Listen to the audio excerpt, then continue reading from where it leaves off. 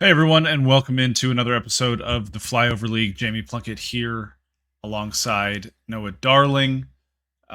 Very excited to be back for another week, recapping the Big 12 and then looking ahead because we, Noah, have conference play coming up. Real Big 12 league play to discuss on this show. So we're going to do our normal whip around and then jump into some of these matchups. I think it's going to be pretty good. How are you today, though, good sir? I am great. It's hard to beat the circumstances that surround me right now. Mid 70s in Omaha. It feels like spring has sprung. You get kind of the crushing blow of daylight savings time or whatever you call it when we get hosed on the Yeah. back end, and it kind of gets erased when you're looking outside at 7:06 as we sit right now Central Time, and I can see the sun and it looks like a summer day outside. It's not quite summer yet. Well, it'll probably snow a few more times here in Omaha, but Unbelievable. fake spring has arrived. It is March. It should not be snowing anywhere. It'll snow. I guarantee we'll get snow in April. Oh, I could never. I could never I do know that. TCU would You're cancel class with anything below 50, and I know fun from fact. experience. This is true. This is true. Once during my undergrad time there, a stiff wind blew through Fort Worth and may or may not have knocked a tree down in the chancellor's yard, and so he canceled Okay. class that day. That's how we Just roll. just ridiculous. We the stories. I don't know if they made it to your parts, but our generation of parents would always say that they would walk through hills and walk miles to school in the snow, and their fingers would fall off on the way there. I don't know if that's a Southern thing or not, but it's certainly a Midwest thing. And I can lie to you and tell you that that's how we live every day too. We it snows, we say good. Hmm. Nice. Yeah, the uphill both ways definitely made it to my neck of the woods, and I'm rapidly closing in on the age where I myself will be able to use it. So Yes, yeah. looking All of a forward to sudden, that. history is getting foggy, and you know what? I went up the hills too. Exactly right. I don't think I have ever lived within 10 miles of a school, and nor did I have a vehicle to get me there. Yeah. Um, you, though, did have a vehicle, one with wings, I believe, to get you to Minnesota this weekend as you watched probably the most college baseball tournament that has existed in the non-conference so far this year. You were up there, I believe it's the Cambria Classic up in Minnesota. Just tell me about the weekend. We saw some photos, we saw some reporting that you did up there, but just what were your takeaways from the weekend? Well, number one, I did drive, so Oh, I you it's did drive. a Okay. 6 hour trip for me, just under 6 hours, and that's just right in my comfort zone of driving. I can space out just enough without going insane. We did get some snow in Minneapolis. Woke up on Saturday morning and there was snow on the ground, which is again unique to the Cambria Classic because I've been there before. I was there in 2023 and they haven't had it since. So it was great to be back in 2026. The problem with the event, though, which you could argue it's a problem, maybe it's not, is that in 2023 and in previous years of this tournament, they've had teams like Ole Miss, Vanderbilt, Nebraska, Hawaii, just fun flavors. This year's field was fun, but in a different way of teams who have not made the NCAA tournament in quite a long time, teams who are hungry to get back there. A lot of fresh faces in terms of coaches, but also some veteran coaches, players that are at certain programs where you might expect them to transfer up a level next year. So I kind of like that aspect of the transfer portal where you say you're a really good player at a Summit League school, maybe you'll be somewhere else next year. For the good of baseball, hey, I hope you go to South Dakota State. You win a World Series at South Dakota State, but that's kind of not the reality of sports. But I was really impressed with a couple teams there. Minnesota and South Dakota State really caught my attention. South Dakota State left the weekend 1-2, but they were right on the edge of 3-0. But the main takeaway that I know you're most interested in is the shipping containers on the field. Yes. The Cambria Classic is, of course, played at US Bank Stadium, home of the Vikings, so it's not exactly a traditional baseball field, and that's probably what draws me to this event the most whenever I can get up there. And the Gophers do play games there as well. It's not just the Cambria Classic. So the first few months of the year, Minnesota will play on that field with the shipping container dugouts, but you don't really appreciate it until you're there because Minnesota has made it their home. They'll sit and bang on the shipping containers during the games to rile the opponent up, and it does drive you insane just sitting there. Like, you guys got to calm down. But it's quite a scene to watch a baseball game played in, frankly, a couple hundred people at the most in a giant NFL stadium and literally shipping containers on the field for dugouts. And it's very brave of the coaches who do not sit in the shipping containers during the game. They sit on folding tables to the side of it. I'd be worried about getting clocked by a foul ball or maybe even a flying bat. But I guess when you do it long enough, you're willing to risk your life for the love of the game. I did see in one of your photos, it looked like a coach had two buckets stacked on top of Yeah. each other that he was using as a makeshift desk. And if that doesn't say college baseball, I don't know what does. I'm curious to know what happens to those shipping containers when, I don't know, the Vikings need their home stadium. Do they just put them under the stadium and store them for next year? Because, like you said, the Minnesota does play there pretty frequently. They just split a 4-game series with Kansas not too long ago up Yeah. there. Um, Very fun, incredible scenes. I'm glad you had a good time and got to get up there for that. And hopefully, the Cambria Classic is a staple of the college baseball non-conference schedule moving forward because everybody needs a little craziness. You did mention different flavors of teams, and so I'm going to ask you if South Dakota State is a flavor. What is it? Ooh, that's tough. Almost a rocky road, rough side of the Okay. mountain. If I'm going Mm, ice cream flavors, yeah. I think that they have a serious chance of winning the Summit League this year, which isn't a statement that you just kind of throw around because that's a It's a league good league. where it's almost a coin flip every year because the teams just kind of change with, again, the portal is reality. North Dakota State got ravaged in the portal after they reached the NCAA tournament last year, but they really weren't the best team in the league. It was Oral Roberts. So they're mighty strong as well. We know them from playing in Omaha in 23 23, yeah. against TCU, of course. But I like the resolve of the South Dakota State team, and they've got some grit. They're young. I'm excited to watch them the rest of the way. And frankly, I'm going to go out of my way to watch them in person again. They do come to Omaha at least one more time. And then I know they play a few Big 12 teams. Kansas State, Oklahoma State appear on their schedule in midweek fashion. I got my eye on those guys. I love that. And if they're midweekend against Oklahoma State, I might have to make the trek up to Stillwater. That's about a 3.5 hour drive for me, so not too far away. Not too I, far I, away at all. I'll tell you, Look, I'm looking at a trip to Brookings, which is also 3.5 hours for me. So if I'm going to go there, you got to meet me in Stilly. we can do this. We can make this happen. Speaking of meeting in the middle, I think a baseball that Quinton Coats hit this weekend traveled all the way from Cincinnati to the midpoint between you and Middle America and me down here in North Texas because he was absolutely mashing the baseball all weekend. The Bearcats had a fantastic weekend. I believe they were 5-0 on the week, including a 4-game sweep of UC Davis, UC San Diego, not UC Davis.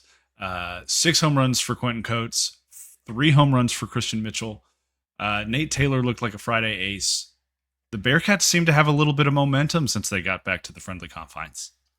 Yeah, they're playing top 25 baseball all of a sudden, I would argue, maybe top 30. I've seen them appear in some, maybe not official receiving votes, but some discussions around the top 25, which is good for the league and also great for the Bearcats who are just playing Bearcat baseball right now. I think we talked about playing your first 3 weeks or 2.5 weeks or however long in the state of Alabama.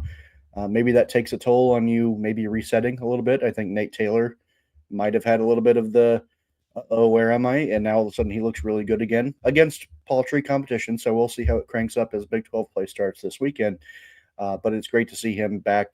It really stabilizes that rotation because when he's not right, it feels like the rotation kind of goes in scramble mode. Maybe the bullpen has to be a little bit better, which I do like the Bearcat bullpen, but it just felt very calm this weekend for the Bearcats, even though there were some crazy games. Christian Mitchell had to walk it off yesterday, I think, in the 12th inning, and they were fighting the travel curfew because that was the last inning. I want to say it was the 11th, actually. But Yes. San Diego had to get on the flight at 4:30, so or after 4:30 they couldn't start a new inning, and it was something like 4:45 Eastern time when uh, Mitchell ended the game there. So that was clutch not only to win the game, but also to avoid a tie, which is almost as bad as losing in my eyes. But Quinton Coats, the boogeyman of baseball, not just college baseball, but baseball as well. So the World Baseball Classic and spring training have hopefully been put on notice. My newborn daughter, who I guess is no longer newborn, maybe pushing 3 months now, actually woke up crying and first words she ever said were, the boogeyman is here. No, he's in Cincinnati. We're good. What a great call by Chase Younts, former Cincinnati Yeah. Bearcat himself. Probably the best home run call I've heard in quite a while on that home run. Do you think Quentin Coates appreciates the new nickname Boogeyman of baseball more or the Big 12 Player of the Week award that he got this week? That's going to be a tough call. Like I had texted you late Sunday, there were so many great performances in the league that we'll dive into as we talk about every single team here. We usually forget one. I don't know who it'll be, but it'll be one, I and then we'll think we circle got them back to all one. on the. I think we got them all on the run sheet this week, but we'll That find out. should we'll find out. But when you're able to dominate like you did and make national headlines, that's got to feel really good. I'm sure it'll go both ways, but player of the week only lasts 1 week. The boogeyman of baseball, that lasts at least a full season. So he's got to cherish that nickname a little bit more. He really does. He really does. Mentioned it just quickly here. Nate Taylor, 11 strikeouts and I believe 6 innings of work. He had had some bumps in the road in his first few starts. Some of those were not self-inflicted, but rather, he was a victim of his defense at times in his first few starts. But looked great on Friday, and I thought really set the tone well for Cincinnati this weekend. And if they get that version of Nate Taylor as they roll into Big 12 play, I think I believe it was ninth place that Cincinnati was picked to finish, will be a far cry from where they actually finish this year. Absolutely. I think they're playing maybe top 3 or 4 baseball in the league right now. And again, it's who you should be beating is teams like UCSD. I'm very excited to see how the Bearcats ease their way into Big 12 play a little bit. But right now, they're playing great baseball. They are. Another team that's playing great baseball is West Virginia. They take 2 of 3. And I want to give you credit because last week you mentioned Columbia and talked about them as being a good baseball team despite their record. And now here we are. Columbia roughs up our guy, Dawson Montesa, on Friday just a little bit. And then West Virginia comes back to take the next 2 games of that series. There was a walk-off grand slam from Brody Kresser in the middle of that. I think it landed right in the construction site for the new Waffle House that they're building out there. Matt Einig, I believe, Yeah. hit a grand slam on Sunday as well. Really good weekend for West Virginia, coming off of some really interesting news last week with the reports that Chase Meyer is no longer with the program. Yeah. The kind of cloud that surrounded them a little bit. And then you come out and lose on Friday after their midweek had been canceled via weather. I don't know what the weather was like in West Virginia, so I can't attest if that was real or not. For all I know, it poured rain, and it was legitimate rain cancellation.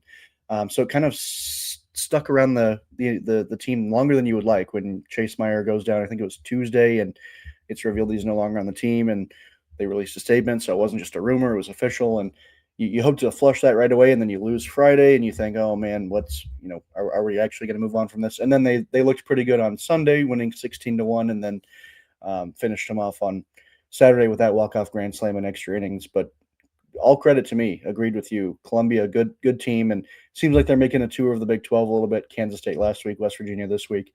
I'm very intrigued by how this West Virginia pitching staff continues to be stable because I don't think they should be punished for the loss of Chase Meyer because he has not pitched very much this season before he went down with the injury. So I'm not going to subtweet D1 baseball here. I'll just come out and say it. I don't like how they fell to the top 25 this week.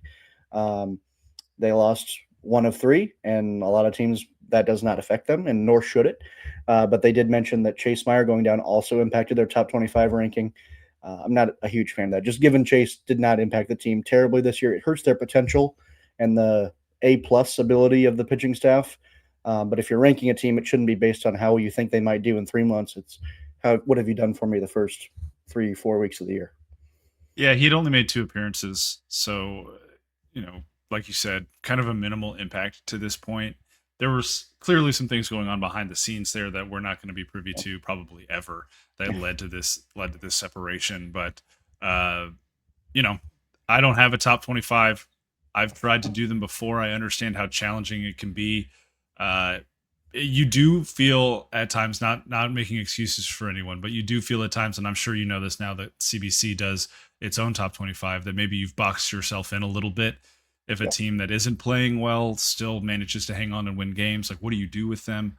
How do you reward someone like USC at this point in the Yeah. season when they started unranked? Those are challenges that come with top 25s for sure. But yeah, I agree. I think West Virginia has proven over the course of the first month of the season that they are a top 25 baseball team this year, and probably should be in those rankings moving forward. You think about the rest of the weekend rotation, though, like you talked about, or like we mentioned, Dawson got banged up a little bit there. Not banged up like injured, but just beaten up Yeah. a little bit. Um, Chance and Cole and Max Yell both pitched into the 6th inning of their respective starts. Yell went a full 6 innings, and so the rotation to me has the sustainability and the survivability of a bad outing here and there, which for me drives stock up. on a team like West Virginia when you have the production in the lineup that they're getting, and you know that they're capable of overcoming a bad start here and there, with or without Chase Meyer. I really like kind of the future projection of West Virginia this year.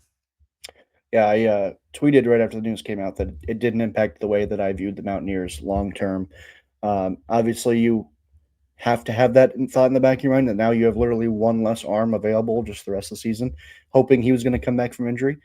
Um, but Ian Korn is still around. That was a guy that we penciled into the weekend rotation from Mhm. thousands of miles away from the program, but still a guy that we thought is talented enough to win a job maybe on Saturday, Sunday, maybe even Friday.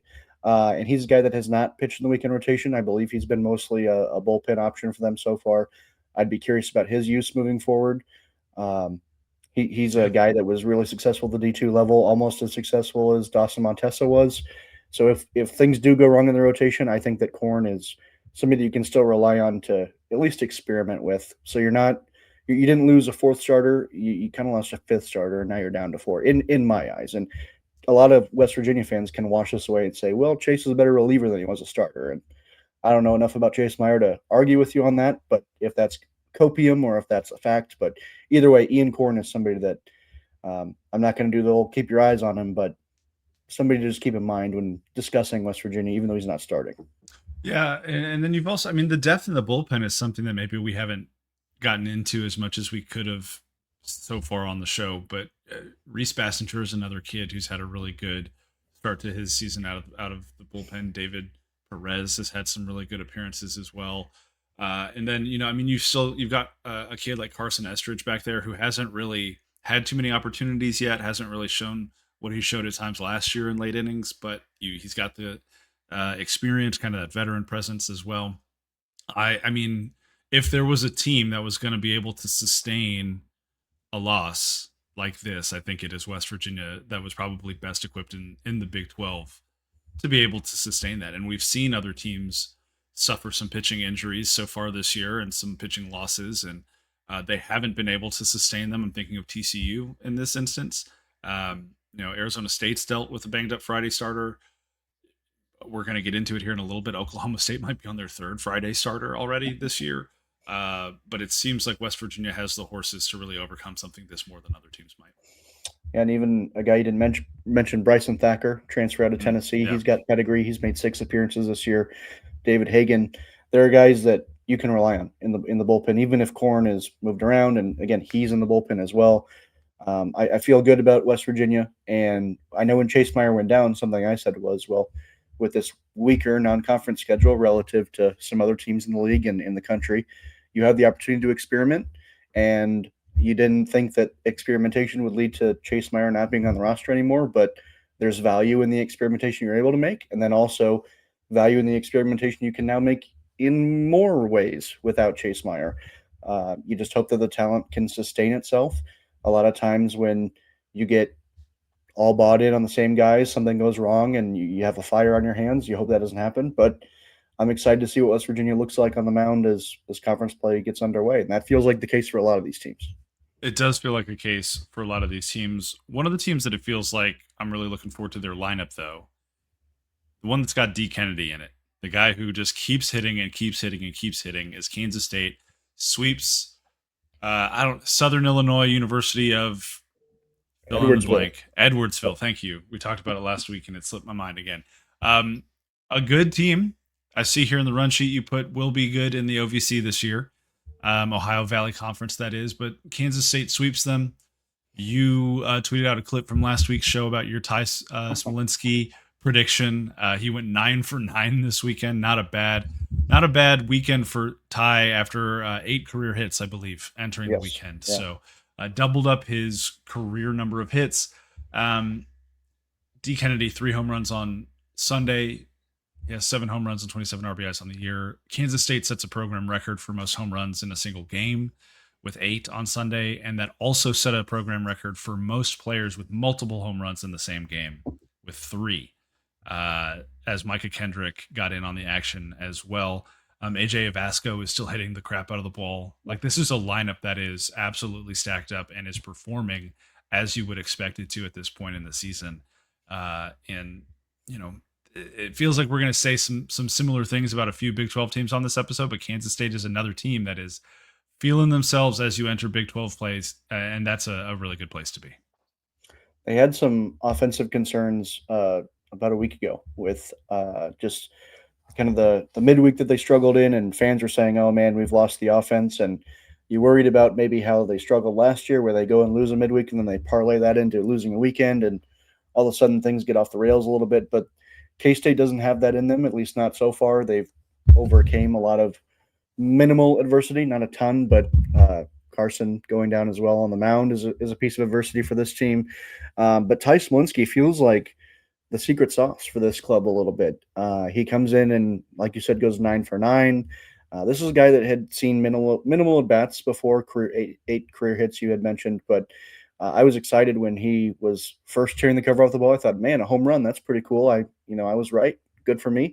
And then he just has the weekend of his life, and I think that's a sign of more things to come, because I had mentioned that he's a guy who, as he's developed in Manhattan, he's changed positions a little bit. He's become more of a utility player than he once was, and I'm excited to see how he continues to work in, because this Kansas State team is full of Nebraska products. I know that doesn't really mean anything to you, but so many guys out of the state of Nebraska that just intrigue me. AJ Vasco being one of them, Ty Smolinski being another, and I got to say, I did screw up his high school twice. I tweeted the wrong one. He went to Bellevue West. I know everybody was on the edge of their seat for that one.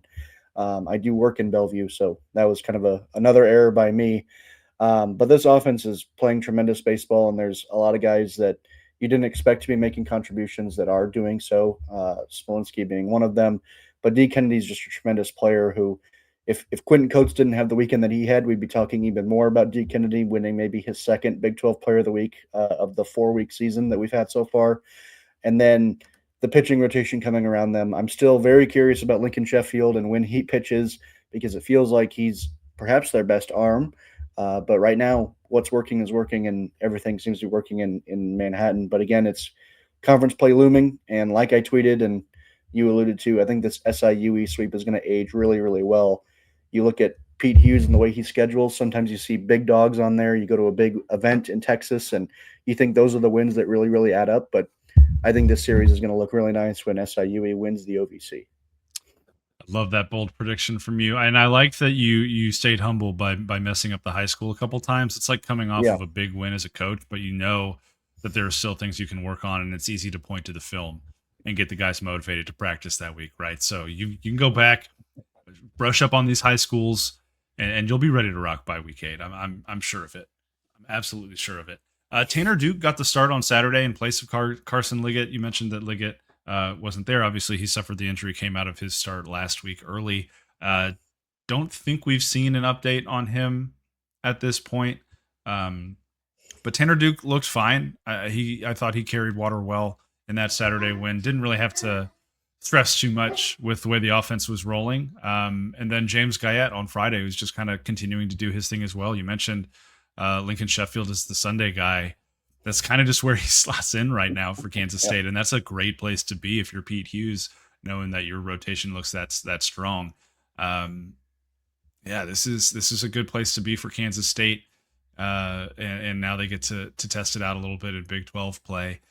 A curious team, though, coming off of a sweep with some big question marks in my mind, are the Houston Cougars. They sweep Arkansas Pine Bluff. Blake Fields has a great weekend, the freshman that is just having a stellar start to his college career, on track to be in all of the kind of Big 12 freshman team conversations at this point. Karsten Sabathia, kind of on the other end of the spectrum, a senior in his second year at Houston, is putting together a really nice campaign, had a couple home runs this weekend, and they sweep a weekend without Trey Broussard, who didn't play, without Richie Roman, who didn't pitch. Cade Clemmy made one start at third base, got defensive replaced at the end of Friday's game, and then we didn't see him the rest of the weekend. And so this is a team that it feels like is still kind of sorting some things out here and there, and maybe dealing with an injury or two. But they're finding ways to string some wins together. And if you're Houston, you come off of those tougher weekends where you got some really good experience against challenging opponents, and you say we can apply this to the Big 12 season. And you've also done a good job of stacking up enough wins to make your non-conference resume look pretty respectable. Yeah, a handful of guys that I thought would be leading the way for Houston, if you had told me that they're having the season that they're having, are simply not doing that, which Mm-hmm. is not necessarily an indictment on them because it's Cade Clemmy who's maybe not getting all the opportunities that he would have last season. That's a guy that you thought was for sure their best player, and we have talked about Yep. him, I think, every week at this point and his usage.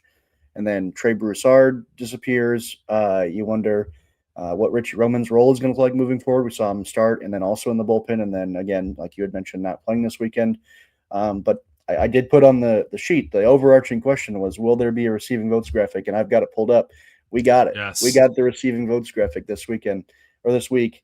Um, Is it, it the it NCBWA is. again? Yes. Okay. Which good on them to remain consistent at least because Mm-hmm. obviously Houston goes 3-0. You've got to reward them. They did lose the midweek, so there was maybe some concern of falling out of the receiving votes, but they still got the votes, and I'm fired up for Houston. Very curious. This is perhaps the most curious team in the league on how do you handle the transition from non-conference play to Big 12 play because we know what Houston has looked like in Big 12 play the last Mm-hmm. few years that they've been in the league. I'm going to forgive them for that midweek loss to Sam Houston State as well, just because it's a part of a 3-game series that they have every year. They won the first one, right? So the win and loss, in my mind, kind of cancels out. And then they get the rubber match down the road with Sam Houston State. So we'll know really kind of where that loss sits later in the season. Houston is, like you said, kind of a curiosity at this point. I'm very excited for them to continue sorting things out when through league play here. But at the end of the day, as curious as they are and as they have been to this point, they're going to need some of their big dogs when it gets down to the nitty gritty in conference. Trey Broussard's going to have to be there and be healthy. Richie Roman's going to have a defined role, whether that's in the starting rotation or as the high leverage closer that he was so great at to begin last season. And so that's kind of what makes me hesitant about the Cougars to this point is I don't know how real it is because we don't know. There hasn't been a ton of consistency there from a lineup perspective, from a play perspective, quite yet. And on the mound, Um, what's Paul Schmidt up to? What's his role looking like if he's yeah, only going to last ending in some change in exiting a game? And it seems like the pitching staff supported him when you end up mhm. winning game 13-9, but still, everything matters for a team that is just trying to be competitive in a kind of a wide open league. Yeah, and he's kind of gotten bounced around a little bit. He started on Friday to open the season, got moved to Saturday, moved back to Friday, and that I don't think people understand that can really kind of mess with a guy's weekly routine. Pitchers are absolutely creatures of habit, and if you go back and you look at Tommy Laporte's season last year for TCU, there was about a month stretch where he made a Thursday start and then a Friday start and then a Thursday start and then a Friday start, and his numbers dipped a little bit over those 4 weeks just because of the day change. And so I wonder, like you said, for Schmitz, what his role is going to end up being. But if they find a consistent place for him, we've seen what he's capable of doing on his best days, and he'll definitely be a contributor for Houston. A guy though that has been a major contributor, flying under the radar like an F-16 or something. One of those jets that has anti-radar capabilities is UCF's Matt Seltzer. This is a guy that you've been on for a little while now. You called him out specifically last week. Had another great outing. I believe he's thrown 18 and 2/3 shutout innings so far this season for the Knights. Um, and I believe, let me double check, he has jumped to the top of the Big 12 pitching war standings Hmm. this week. He has passed Ethan Lund for first place. He has the highest WAR production value of any pitcher in the Big 12 this week after his start to the season. It does feel like he's the most valuable because it feels like I don't even know who to compare him to in the past, but when BYU has Ashton Johnson going for 5 innings and they're able to carry through Friday, or when Utah has Coulter McAnally, it feels like that for UCF when you have Matt on the mound and you're thinking, man, we got a chance to be competitive. This is a guy who threw 6 no-hit innings against Miami in a midweek, and he feels like he's where he's supposed to be now, pitching at the top of the weekend. I know you'd said no or shutout 18.2 shutout innings, but for those of us who are a little bit on the dumber side, I can even clarify that even more. That's a 0.00 ERA, which Dang. is tied for the greatest of all time. I don't know if you could piece that one together. Well, let me Google ChatGPT it real quick just to confirm. I did make that stat up. There's probably one lower, probably a negative ERA out there somewhere. But 5.2 innings on the mound against Murray State, 5 strikeouts, three hits given up. He's been dominant, and it's kind of a shame because the UCF bullpen has not been dominant behind him. They were effective this week. Maybe you hope they turned a page. The upside of maybe a struggling bullpen through non-conference play is now you have the chance to get creative in the way you do things. You didn't fall into old habits and say, well, this guy's been good for us all year, because nobody's really been good for you all year. So you have a chance to give guys a lot of run and maybe hopefully set into something new. And maybe these guys don't have tape out because they haven't pitched very much. So there's maybe a silver lining out there. You never want to be in the position that UCF's bullpen is in. But when Matt Saucer goes at least 5 innings for you, you've got a chance to win at least 10 Big 12 conference games. You do, and it settles things down for your rotation because Braden Smith has also been good at times this year. And on the offensive side of things, Andrew Williamson is starting to come around. He looked really good over the weekend and in last midweek as well. Made quite the jump in the WAR standings from a Big 12 perspective this week. But let me pull this up right now. I believe he is now on a 4-game hitting streak. Yeah, went 4 for 5 against Florida Gulf Coast in the midweek, logged at least 1 hit in every game against Murray State.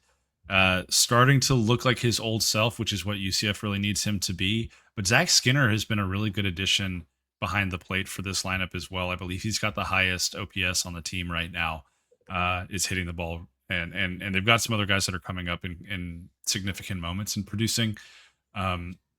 If things kind of keep going, this is going to be another one of those seasons for UCF where we look back and we think, oh my gosh, they had a pretty good year. Hopefully their record will reflect that. And the cool thing is this week they've got another midweek shot at Miami. I know they feel like they let that one slip away the first time those two teams got together this season. So maybe that's an opportunity to kind of right that wrong and really put an exclamation point on their non-conference slate. That'd be nice to have, because I think that's when the fan base really started to get disgruntled, and that only goes so far in baseball. Usually that's a lot louder in the other sports, football, basketball, but in baseball it exists too, and you need support for a program that's still trying to find their footing in the Big 12. And I'm very curious about the use of the freshmen at UCF. They had, I think, the 11th ranked class coming in this year. We haven't seen a ton of production from any of those guys, whereas Oklahoma State is a program that has celebrated their freshmen a little bit better. Maybe that's a testament to where those players are at. But I'm curious on their usage in Big 12 play, because the schedule only gets tougher, whereas Oklahoma State has kind of test driven some of their young guys. Yeah, I mean it's by necessity, right? For Oklahoma State, the injury to Avery Ortiz has forced them to kind of shuffle the infield a little bit. Brady Francisco is a catcher that I think has looked really good, although he's a JUCO transfer, I believe, not a freshman. But just the new faces at Oklahoma State have gotten their fair share of run so far this year, for sure. Another school that has gotten its fair share of new faces really cranking up this year is Arizona State, right? You look at what they did to Loyola Marymount this weekend. This is not the first Big 12 team to beat up on Loyola Marymount this year. It's becoming kind of a trend for Big 12 teams. They should pick on somebody else for a little while at some point. But Cole Carlone, healthy. Looks like the cramps didn't impact him at all. Still very good at baseball. And then 2 new faces in this weekend rotation for the Sun Devils as well, with Alex Overbay and Cole Klecker getting moved into those starting roles. I'm curious to know if that's going to be their weekend rotation this upcoming weekend against TCU when the Horned Frogs go out to Tempe. But really, this was kind of the nice final tune-up for Arizona State. Get the bad taste of Arlington out of their mouth. Remind themselves that yes, we can hit a bajillion home runs when we really want to. And now let's get ready to make a run at the Big 12 title. Yeah, the rotation to me is the most interesting part, because the way this offense is playing, I think you and I could roll out as starters on the mound and go a few innings and support this offense at least for a little bit of the game. Eventually, we're going to get banged up, but I am intrigued by Alex Overbay. He was such an effective reliever at the start of the season and gets the Saturday nod there and was effective as well. But again, against paltry competition, the timing of shaking up the rotation feels very intentional for Willie Bloomquist.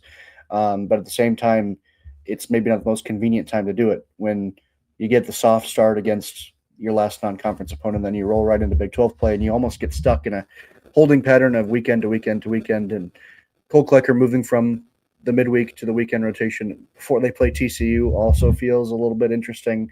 Curious about that homecoming if that's what happens.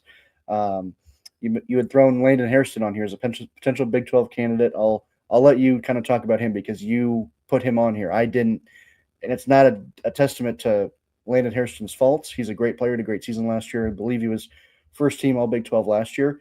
But at the same time, this entire offense could win Big 12 Player of the Year the way they're playing right now. I wrote down 6 players with OPS over 1,000 who play every day. Those aren't guys who got one at bat and now have these crazy stats to go with it. These are guys who have played nearly every game.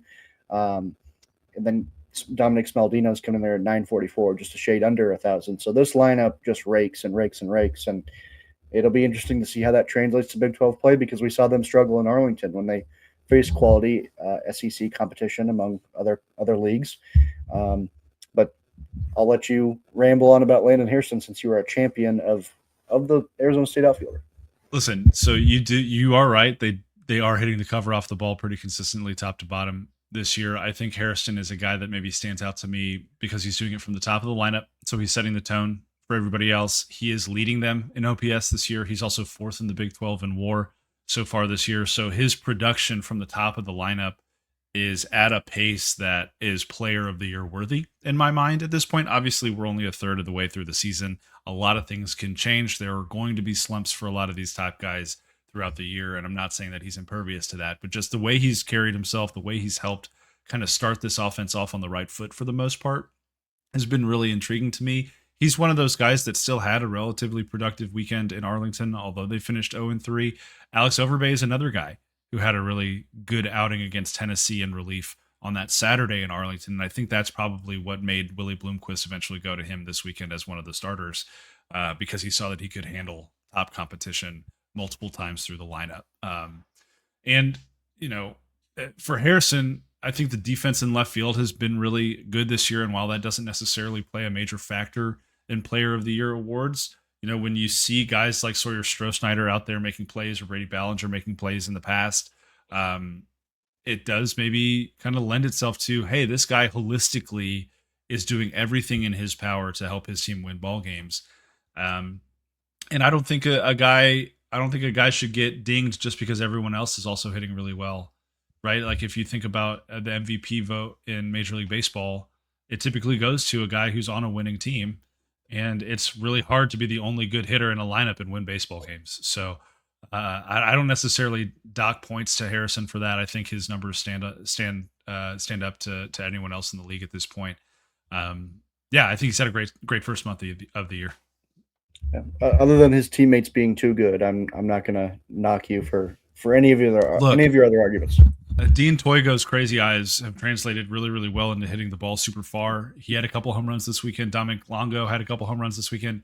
Willie Bloomquist has found kind of the magic sauce for these transfers to get them in and get them really rolling so far this season. So props to him, props to his coaching staff because they've done a tremendous job of getting Arizona State ready to play for the most part.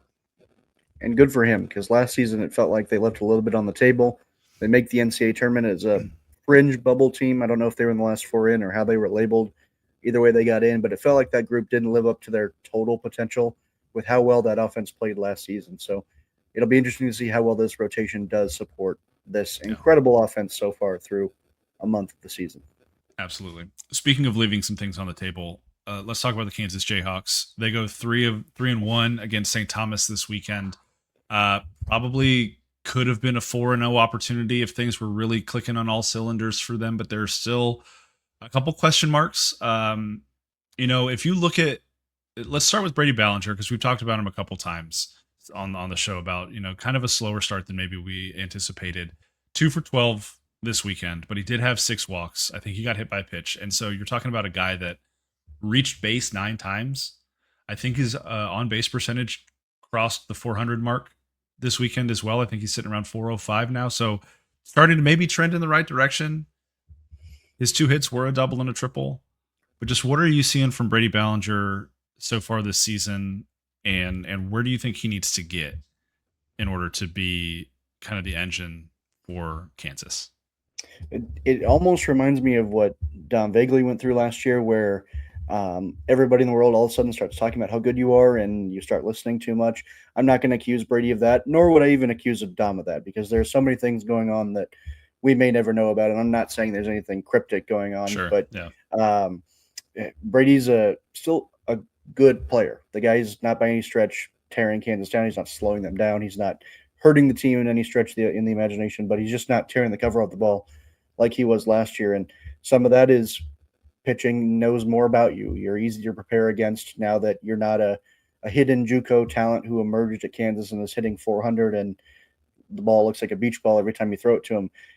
So I'm sure the game has developed, and the reality is this lineup feels a little bit deeper when they're all clicking, that he doesn't have to do as much as he did last year. The Jayhawk lineup, when they started, like, I don't even know what it was. They had lost maybe 5 of their first 30 games last season. They started off tremendously hot, and then they cooled off a little bit because the lineup tapered near the bottom, and it felt like at the end of the season it was really, you think to their Big 12 tournament loss against TCU, it was really just 3 guys that you were counting on offensively, and some of the others had faded, even though they had all been really good earlier in the year, and that's just a product of guys playing a ton of baseball. They're getting older in their young 20s, and Brady just had to do a lot last year. Now he doesn't have to do as much. You'd like Kansas to maybe have 1 or 2 more wins at this point. It feels like they've had a few get away, but they did get blown out by the Tommies on Sunday. I still have a lot of faith in the Jayhawks, but overall, not just discussing Brady, it just feels like they're missing something, and I don't know how to put my finger on it. I need to see this team in person, because that's what helped things click for me last year. I've yet to see them with my own eyes living in the Midwest. They're on my list to hit them in the next few weeks, and maybe I can take my stethoscope off and put it up to the Jayhawks. Well, I can also just FaceTime you tomorrow because TCU and Kansas are playing a midweek Right. game. So I'll definitely report back on that. One of the questions that I've got, as far as the rotation goes, you mentioned Vogely a little bit, and he's had really good moments this season, and then some kind of head scratching moments as well, as he seems to really kind of fight his command issues at times. Mason Cook is another guy that maybe hasn't gone as deep as they've wanted to into games yet. But where do you think this rotation sits right now? I don't get the sense that maybe they're where they want this rotation to be entering Big 12 play. I think it's just getting guys more reps. With Dom, it's so tricky because fans have been kind of waiting to move him around the rotation for a few years now at this point, going on almost 2 seasons. But they don't seem anxious to do that. They seem confident with him on Fridays, whether it's going well or not going so well. At this point with Dom, it feels like every other game. So if you're a Texas Tech Red Raider, you might be licking your chops right now because Dom just had a pretty solid outing against St. Thomas. If the pattern continues, you might swing the bats pretty well. You might draw walks even more so, because that's been his struggle. Mason Cook is a guy that just oozes potential out of the JUCO ranks, and a guy that was originally going to start on Saturdays, and then all of a sudden he's starting on Sundays. I don't know whether that's a testament to him or to Mathis Nayrall earning the opportunity to go on Saturday. It just feels like they're stretching guys out. I don't know if that's by design. I don't know if that's because they're not ready to go longer into games. But Cook is a guy that I know that they're very, very excited about, but he hasn't gone more than 4 innings, I believe, so far this season, and Nayrall is about the same. It puts a lot of pressure on that bullpen, who at times has looked pretty good, but at other times looks like a college bullpen. You have to feel like those reps are going to be good for a team in the long run, but you also can't afford to fall behind the 8 ball on the pitching front when you're on your way to Lubbock, who appears to be a launching pad once again. They do. That is Carter Fink getting the start for Kansas tomorrow against Okay. TCU's Trevor Baumler. So that'll be an interesting matchup between 2 guys who are trying to find their footing a little bit. I'm curious to see. You talk about Kansas's offense and maybe something kind of missing there. I think you could define TCU's offense in a similar fashion to this point in the season of like, man, it looks like on paper they've got all of the things necessary to be incredibly successful, but it hasn't clicked for whatever reason. Both of the offenses maybe looking at these pitchers saying, this might be the opportunity. Both of these pitchers looking at this lineup saying, hey, this is the chance for me to really prove myself. Super looking forward to that matchup on Tuesday between the Jayhawks and the Horned Frogs. A team. If I could add one more before you do your elite, your elite with the transitions once again tonight. Thank you. But I would say that something to keep an eye on with Kansas is the way that they've been playing Brady Bellinger. He DH'd a couple times this weekend. That's a guy that they moved him from first base to left field and called it a 50-50 split, and now he's not in the field at all. Does that open up an opportunity for somebody else to make their way into the field? Absolutely. But that's your star player. Feels like he should be at a set position at some point, or at least maybe even set two positions. But now he's played three different roles on this team in that lineup, and it feels like they're maybe trying to get him going. But at the same time, what does it mean when a guy DHs when he played every day at first base last year? I don't know. Yeah, that's a good question. Gosh, there are a lot of parallels between Kansas and TCU right now because you look at Sawyer Stroh-Snyder. He and Chase Brunson are rotating every other game between center field and right field. And while they have been far and away TCU's most consistent bats in the lineup, I don't know. It's an interesting dynamic with those two guys kind of rotating. Both obviously very selfless, doing what they think is best for the team and what the coaches have asked them to do. But anyways, we're not talking about TCU quite yet. We need to go on to Oklahoma State, who, as I mentioned earlier, has another potential pitching injury that they're going to need to overcome. Hudson Barrett goes down in the second inning of his start on Friday against oh my gosh, did I put it in the notes? Gardner Webb. Thank you, Gardner Webb. And Oklahoma State could not recover from him exiting the game early. They get blasted by Gardner Webb, I believe 17-4 on Friday before coming back and winning the series over the next several 19 days. 19-5. My goodness, that's quite a score to get handed to you by Gardner Webb. But Oklahoma State is one of those teams where, you know, Colin Ritchie hits another couple home runs. The offense seems to really kind of pick the team up over the next 2 days. I don't know. The injuries they've already suffered this year, losing a Friday starter in the offseason to a freak accident, losing Avery Ortiz, potentially losing Hudson Barrett. They seem like they're just kind of built to overcome adversity at this point. Maybe that's part of the mindset that they developed last year because it was such a chaotic season for them. I'm not terribly concerned about them dropping a game to Gardner Webb at this point in the year. I think they've shown plenty on paper at this point, plenty on tape. But yeah, takeaways from Oklahoma State's weekend.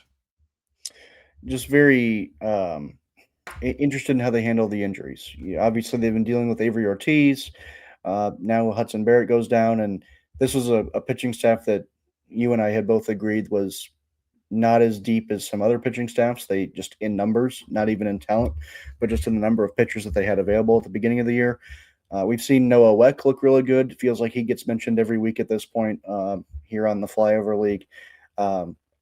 I think he's a starter. If there's a silver lining there, I get to see Noah Weck pitch. Maybe if Hudson Barrett misses extended time, hope that's not the case for Oklahoma State. But Josh Holliday seems to keep injuries pretty close to the belt there, and it feels like that this could be a case of where Oklahoma State gets going, and then they have a major injury and kind of in turn with last season where they would find momentum and then something would happen where they would fade a little bit. But the upside is Mario Pesca had his best outing of the season in my eyes, and they're getting a lot of production from Sebastian Norman, who is one of those freshmen that we had circled coming into the year where they have a handful of MLB premier draft pick guys that were maybe coming out of high school that had a chance to go pro and chose to go to Oklahoma State instead. And Sebastian Norman is one of those guys, hitting .314, made 9 starts this year, 11 hits, 2 home runs, 8 RBI, threat to steal some bases with 3 on the year. I'm intrigued by him. I'm intrigued by what does Avery Ortiz's continuance of missing the field look like? Are we ever going to get an update on that? How does Hudson Barrett's injury impact the pitching staff as a whole? When might he come back? Hopefully it's this Friday. But otherwise, outside of those question marks, I think Oklahoma State's playing really, really good baseball right now. I think it was 8 in a row or 9 in a row that they had won before that win streak was snapped. And they're another team that could find themselves in maybe some national polls if they manage to string together a few good weekends as Big 12 conference play comes underway, because they played some quality competition. Yeah, they have. I think they've tested themselves. I think they've proven quite a bit at this point in the year. And as we talked about in the preseason, Oklahoma State's not a program that tends to stay down for very long. They've only had one finish outside the top 4 in the Big 12 in the last 8 or 9 seasons that have been played, and that was last year. So definitely looking forward to seeing how they continue to adjust and overcome. Um, and yeah, I expect Oklahoma State to kind of be there in the mix come May, not only for an NCAA tournament bid, but a top 4 seed, top 3 seed in the league as well. Baylor hosts the Troops this weekend. Air Force goes down, and the Bears disrespect the Troops with the sweep. Not the most kind welcome for our country's Air Force, as they now travel down to Houston to watch Paul Skeens pitch in the World Baseball Classic. Very fun trip for them. Baylor had some interesting kind of pitching shuffling happen this weekend. Noah, Lucas Davenport returns. Stefan Stahl misses a start. What do you make of kind of the general questions that people have about Baylor's pitching staff at this point in the year? Well, it seems to be a party at the athletic trainer's office with just the guys that they've had miss starts here and there and come down with minor injury bugs. It sounds like Stahl's injury is not that serious, but it could be a wait and see situation as well. Um, Baylor threw 13 arms or 14 arms this weekend, and nobody went more than Ethan Calder went, I think, 5 innings, but nobody else went more than 2 or 3 at the most, to include the starters. Davenport, who, as you mentioned, was returning from injury, so they're nursing him back a little bit. And then you saw, what's his name escaping me? The Wisconsin Whitewater transfer, Cade Hansen. Hansen came back, but then weather happened, and they had to restart the game on Sunday after he had started on Saturday. So that's why he didn't go very long into the game. But the upside of throwing 14 arms in a weekend is you've now thrown 14 arms in a weekend, and those are guys that are only going to get more experience under their belts in high leverage situations, and they've now garnered more experience against a program in Air Force that has also played some quality competition. They started in Arizona. They played at Iowa, Kansas State, and UConn, I believe.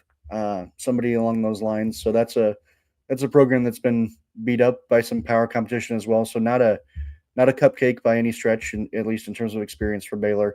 Brady Janusek continues to have a great freshman season. Redshirt freshman Hunter Snow just comes up big. Every time I tune into Baylor, it feels like Hunter Snow is doing something.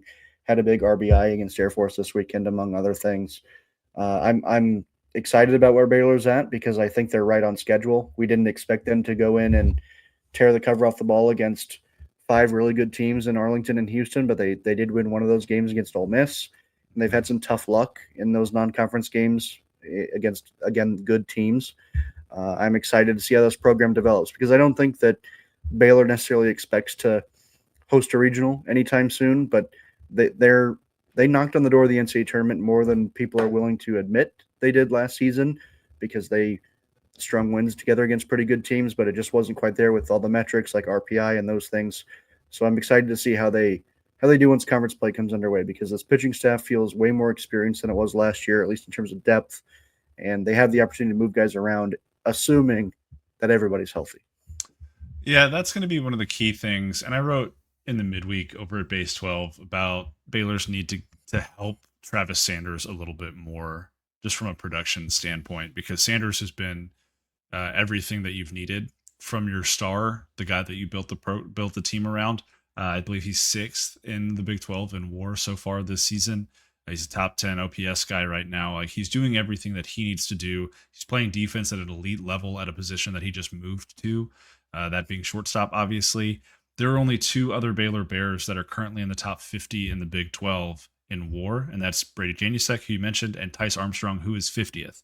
So, the bats around Travis Sanders. We just talked about Landon Hairston and the support that he has from a robust lineup.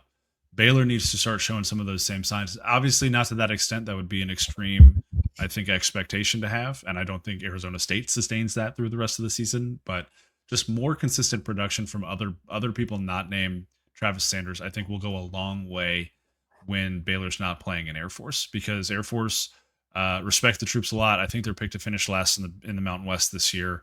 They're in a kind of a rebuilding phase. They've got some really good young talent. But Baylor needs to be able to put some things together against better programs. They obviously fought really, really well in Frisco in an 0-3 weekend. How do you turn 0-3 into 1-2 or 2-1 is going to be the question for me that I'm kind of keeping an eye on with the Bears moving forward. That was kind of how Mitch Thompson described it this offseason was margins, at least in the pitching front. Guys going maybe 6 innings instead of 5. How does that help the team? Little things like that. And some of those are easier said than done for a Hmm? program like Baylor who's built on development rather than bringing in the 5-star transfer or the big juicy portal gem. I'm excited for this program to develop as Brady Janusek plays more baseball as a freshman and Hunter Snow plays more baseball as a freshman and Yeah. the other young guys that are waiting in the wings because it may not be the prettiest baseball in Big 12 play, but I think in maybe a year or two, Baylor might be playing some really good baseball, and it's going to start in 2026. We just may not see it. We're going to clip that for the 2027 Flyover Perfect. League special when Baylor wins the Big 12. You mentioned big, juicy 5-star transfers, I believe was the phrase that you just said. So let's go ahead and talk about Arizona because they've got a couple of those on their team, including one guy who has shored up their Sunday starting spot in the rotation in Luke Flata, the big arm out of Tulane last year. He's looked great in 2 starts, and Arizona goes 3-0 on the weekend. They're sitting there at 6-9, and this is what we talked about last week, Noah. Can they just start to dig out of the hole a little bit and get closer to 500 and find some semblance of momentum heading into league play? They go 3-0 this weekend. They've got the midweek against Arizona State, and then they travel to Utah, who we're going to get to in a moment. And it's looking like the Wildcats are starting to behave like the Wildcats of old again. We had mentioned before they went to Vegas last week that it felt paramount for them to play well, and they did play well. Nowitzki was huge for them last week, and you wondered who is this guy, and is this a one-off? He's still playing well. 7 hits, or no, not that's 7 hits, 7 RBIs for Maddox Mialakis. I hope I'm saying that right. He I should know how to say it. He's been there for 2 years, playing great baseball, but the offense is starting to come together. It feels like Mm-hmm. for Arizona. And the pitching staff is really solid, especially when Owen Kramkowski is throwing 12 strikeouts to kick off your weekend. You just got crammed. Tweets are officially back from the Yes, Arizona they are. baseball account. A must follow when Owens is on the mound. And then Smith Bailey has been solid at times. And then Flata feels like the cherry on top for that rotation. So we talked about the loss of Tony Pluta and how that impacts the pitching staff quite a bit. And it's so easy to pinpoint those things when Arizona is 6-9 and not better than that. But as I keep saying, this is how they started last season, the end of the year in Omaha. The panic meter is still we're getting ready to click the button maybe again as conference play goes underway. But right now, I've got a lot of faith in Arizona's talent level, keeping them afloat. Absolutely. And I think I said it last week. They haven't lost a Big 12 game yet. Right. And so they're just as in the mix as anybody else, just as in the mix as Arizona State, as Cincinnati, some of these teams that have really gotten off to good starts. And they've got the talent. And I think at the end of the day, talent bears out, especially over a 50-game season in baseball, more so than it would in football or even in men's basketball, women's basketball, those sports with shorter seasons. Talent really tends to bear out in Arizona. Why, while they have not lost a Big 12 game, they have lost Easton Breifogel for the season. Yes. That was a guy that was originally a multi-week injury, so it wasn't like he got hurt this weekend, but still a crushing development for Arizona. Whether they knew that however many weeks ago or not, that became revealed this weekend, and a tough blow for again their potential. But they've played a couple weeks without him at this point. Yeah, shoulder surgery, I think, is on the docket from him, according to Michael Lev of the Tucson.com Arizona Star hybrid digital publication now. Um, I don't have a transition for this, but let's talk about TCU. Let's talk about the Horned Frogs for a second. They take 2 of 3 from Tulane this weekend. They split a doubleheader on Sunday, which is always kind of a tough situation to be in when you've got a getaway time and all the other stuff that's going on. Um, win on Friday, lose the first game Sunday, take the rubber match Sunday evening. I think the biggest takeaway for me from TCU's weekend is the length they got from Mason Brassfield and Lance Davis in the starting rotation. It's something that I've been harping on so far this season, both here and other places where I write, saying TCU has to figure out the starting rotation or it's not going to go well for them when they get to Big 12 play. They need more length. They can't continue to rely on the bullpen like this.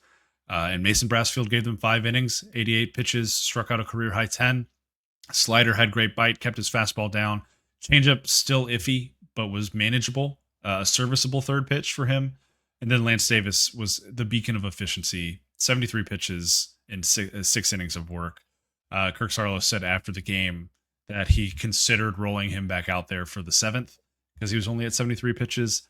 Ended up going to Walt Quinn. The bullpen kind of gave that game back to Tulane at that point. Or we might be sitting here talking about a 3-0 weekend for the Horned Frogs. But overall, I thought a pretty good weekend for TCU. Still a lot to clean up, and you don't really know what you're going to get when you go out to Arizona State next weekend. But it's a better spot than they were in a couple weeks ago. I'll say that. That was the feel when I left UCLA for their sweep, not against the Bruins, a sweep by the Bruins. Was that the difference between TCU with Tommy Laporte on Friday versus the TCU without Tommy Laporte at all was a lot more uncomfortable than I was prepared for. And it's good when you're getting Brassfield and Davis to go much longer into games and also be effective in doing so, not just eating innings, but winning games as well. That's kind of baseball 101. It was good to see Lucas Franco get back in a little bit of a groove with his grand slam. He started off so hot against was it Arkansas that he had Vandy. that? Okay, Vandy. it was yeah. Vanderbilt. He had the comment where that guy made a mistake, and you thought, "Man, this guy's going to be the national freshman of the year." You saw the stars pop in your eyes, and then he kind of cooled off when the competition continued to remain tough. But maybe he's going to be a bigger force in that TCU lineup next to Sawyer Stroh-Snyder and Chase Brunson, who also left the yard. You threw in here the defensive prowess. That was something you get to see up close in person, seeing as you're at every TCU home game, as far as my knowledge goes. It is crossover season, so that might get tough for you. I don't know what that looks like for JP. But defensively, it felt like TCU kind of made their hay defensively when they were a really good program back in the era of having so many tall and lanky pitchers that I wish I could rattle some names off for you. And then Silva at shortstop in 2023 for his breakout season. It's promising if that continues. Tall and lanky pitchers. The first one that comes to mind for me is Nick Lodolo, now of Cincinnati Reds fame. Brandon Williamson's another one. They've had so many throughout the years. Jake Arrieta, guys that were capable arms, but also good at fielding their position. I will say that's one thing that I thought Lance Davis did particularly well in his start, although that was the one loss on the weekend. He had a couple hits back at him, pretty good hit baseballs right back at him. One was a line drive off his thigh that he recovered and got the out at first base for. Another one was a hard grounder that he knocked down with his glove and then picked up the ball behind the mound and threw over to first for an out. That's the kind of stuff that TCU needs. They need guys to be fully bought in. They need guys to be fully committed to playing good defense. I think they only committed 2 errors on the weekend, and they both came in the losing effort, right? So a pretty stark example of what happens when you play good defense versus when you don't. But I thought, and maybe you saw the same thing in Arlington. Jack Bell kind of got off to a little bit of a slow start defensively at third base. He was incredible this weekend. He was phenomenal. Still needs to get the bat working a little bit more. And Lucas Franco is really coming into his own defensively at shortstop as well. And it was, like you said, good to see the bats get going from him. At the end of the day, this is a team that will live and die by Sawyer Stroh-Snyder and Chase Brunson. And both of those guys have started to perform the way that you need them to. I think Stroh-Snyder was a little frustrated through the first 3 weeks of the year because he was getting pitched around a lot, more than I anticipated happening with Chase Brunson right behind him in the lineup. But he got some pitches to hit this week. Obviously hit a 115 mile an hour missile out of the stadium that I believe if you go back and listen to Chuck Lamondola's call of the home run, you hear contact and then see ya, which is his staple for any TCU home run. He knew it was gone, as did everyone else in the stadium. But he also, Stroh-Snyder, went the opposite way a couple times, and that's something that he's still working on trying to do as he stays in the zone, doesn't chase those kinds of things. TCU still has a lot to work on. Question marks remain in the bullpen. When you're missing not only Tommy Laporte but Noah Franco, you're also missing Louis Rodriguez, who's out for the year. You haven't seen Cade Udy yet, who was such a critical part of that bullpen last season. Aiden Barrientos is a freshman arm who had a great fall, who we haven't seen yet. So they're down to like 11 arms, 12 arms at this point, and you need to get production from pretty much all of them if you want to accomplish what TCU had set out to accomplish this year. The bats in the lower third still struggling a little bit as well. But it's coming together more than it was 2 weeks ago. And I think that's good progress for the Horned Frogs. Meanwhile, Texas Tech their lineup looks like it's just in elite form. Obviously, I always have to take playing in Lubbock with a little bit of a grain of salt because it does seem like the wind blows out there better than in most ballparks. But still, they basically just committed a murder against Penn State over the weekend. I believe they won 50-17 over the course of 3 games.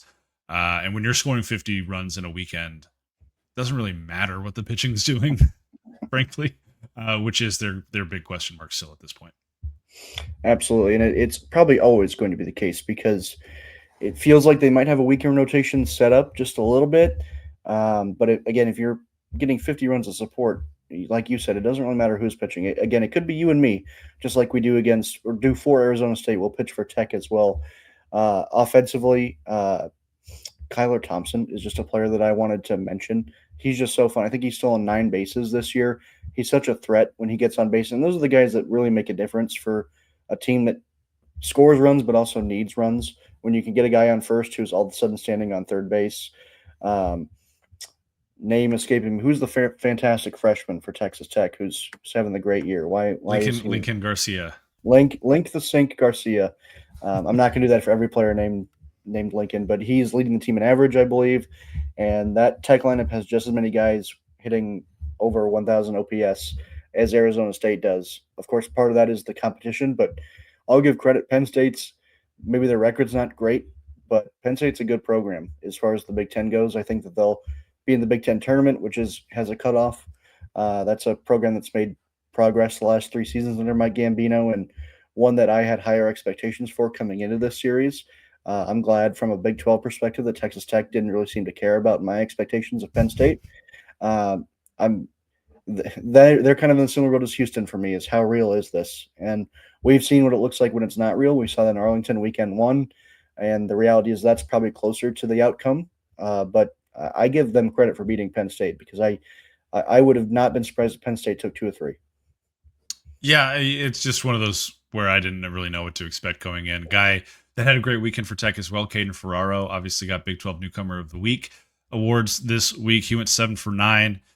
He's reached in 10 straight plate appearances. He's reached base, so he's one of those guys in the lineup that's just having a great run right now.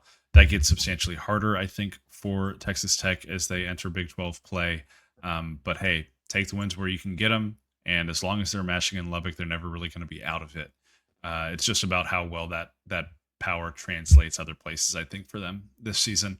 Moving on to BYU here, they were the one Big 12 team that did not win their weekend this weekend. They were swept by Cal Baptist.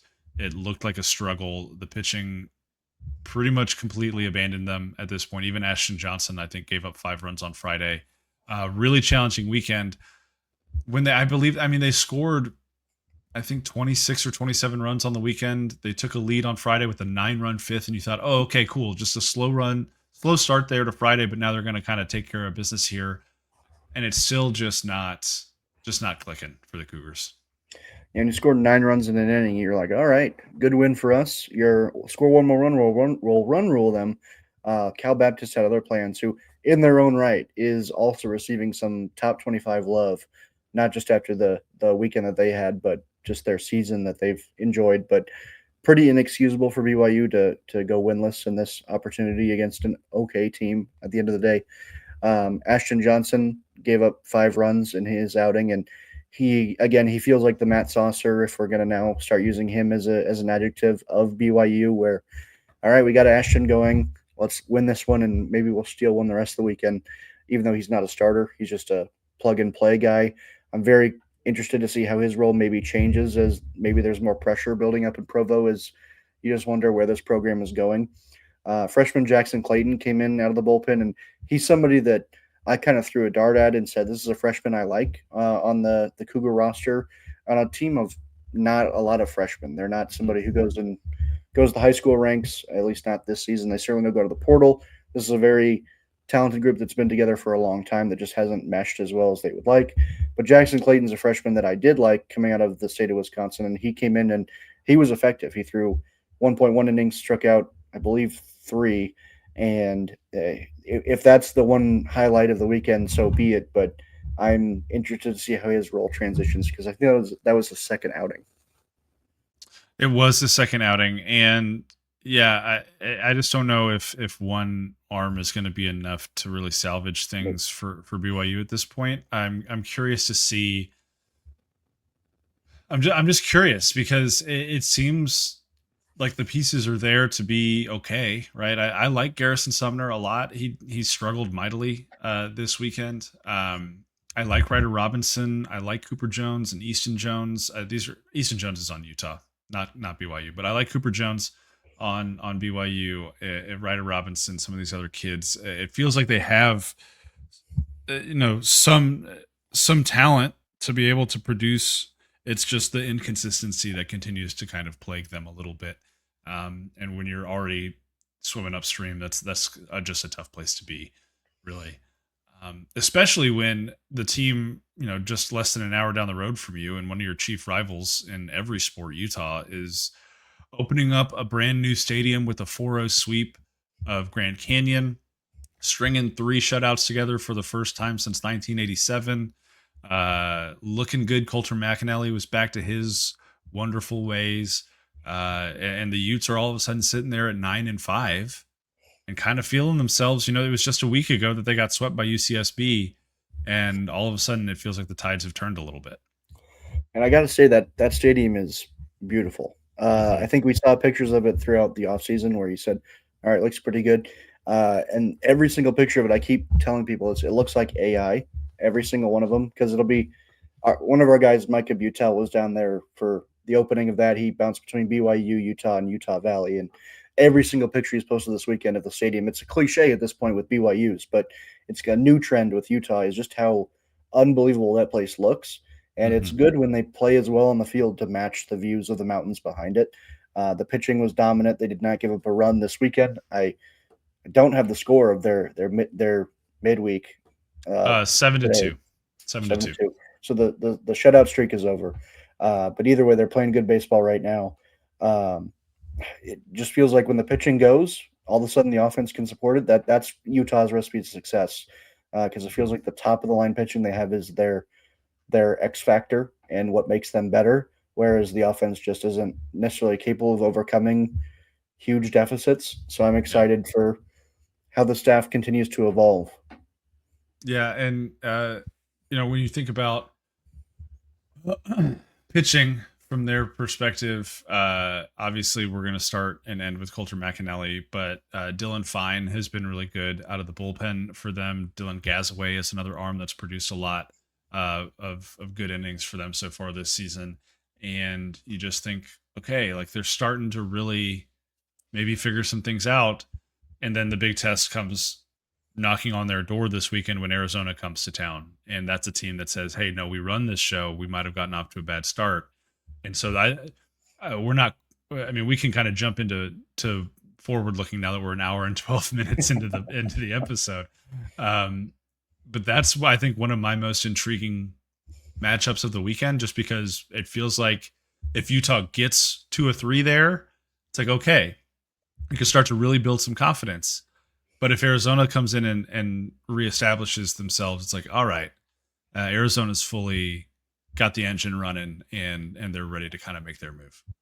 Yeah, that series feels like a no-lose situation for people who are not Arizona or Utah or their fans. Mm-hmm. Either way, we're going to invest some traction to Utah, or we're going to say, all right, Arizona, you were all the way back, kind of like what you just said. But that's a really under-the-radar series, and I'm really looking forward to Friday's matchup between Kramkowski and McNally. Yeah, I think that especially that new ballpark, it's going to be hard to take my eyes off of that. Right.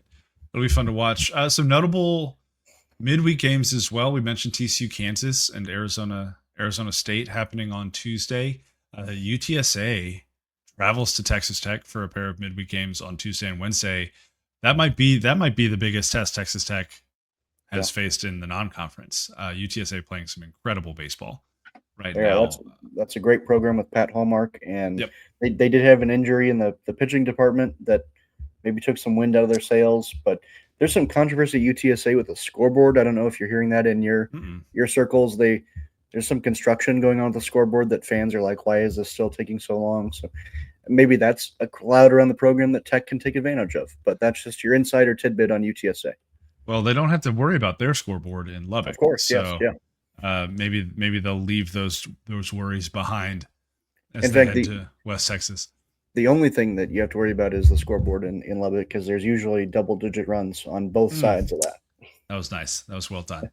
Other midweek games: Oklahoma State hosts Dallas Baptist, who I might have to go back and clip what I said about DBU earlier this season. I didn't like their pitching staff. That has borne out to be a challenge for them.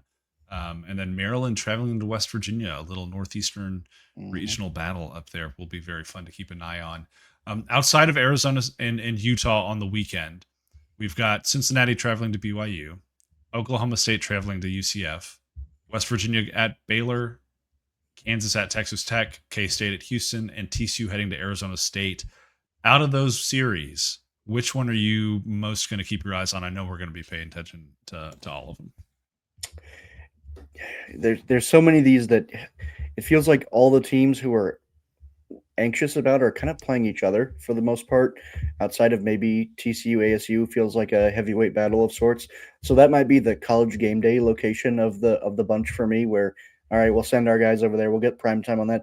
But the other ones I'm really anxious about all of them, which is a total cop out, but there are so many question marks that we're going to see answered this weekend. How volatile is Kansas pitching? We're going to find out at Texas Tech.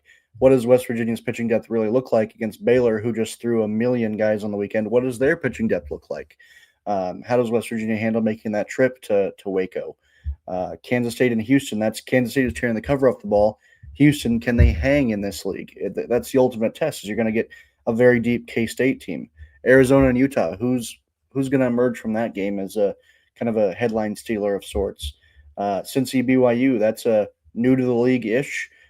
Cincinnati playing really good baseball right now. Is that legitimate? How do you handle switching time zones? Because he didn't handle it that well in the state of Alabama. He had some snags. So sorry to highlight like 4 different things there. Oh, that's great. Yeah, I'm looking forward to all of it. I'm kind of like Rob Lowe with the NFL hat on.